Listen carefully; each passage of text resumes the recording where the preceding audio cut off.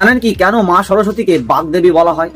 শুধু পড়াশোনা নয়, আমাদের মুখের প্রত্যেকটি কথার পিছনে, প্রত্যেকটি শব্দের পিছনে রয়েছে তার আশীর্বাদ। পুরাণ মতে যখন পৃথিবীর সৃষ্টি হয়েছিল তখন পৃথিবী ছিল অন্ধকার, নিস্তব্ধতা, নীরবতা।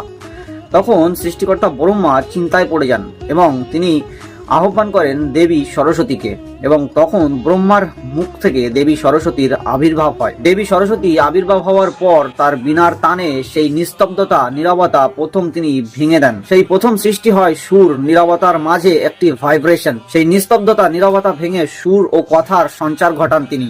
বাগ মানে হলো কথা, এবং সেই কথার দেবীকেই বলা হয় বাগদেবী মা সরস্বতী। আমরা যা শিখি, যা বলি, যা লিখি, যা করি, মানে গান, বাজনা, কবিতা, আবৃত্তি, সবই দেবীর বাকশক্তির প্রকাশ। সঠিক সময়ে সুন্দরভাবে কথা বলার বুদ্ধি তিনিই দান করেন। তাই তিনি শুধু বিদ্যার দেবী নন, তিনি আমাদের কণ্ঠের এবং সত্য বাণীর আশ্রয়। তাই আসুন এই সরস্বতী পুজোয় সবাই প্রার্থনা করুন যে সবার কথা যেন সর্বদা সত্য এবং সুন্দর হয়। সবাই কমেন্টে একবার লিখে যান, জয় মা বাগদেবী সরস্বতী মায়ের জয়।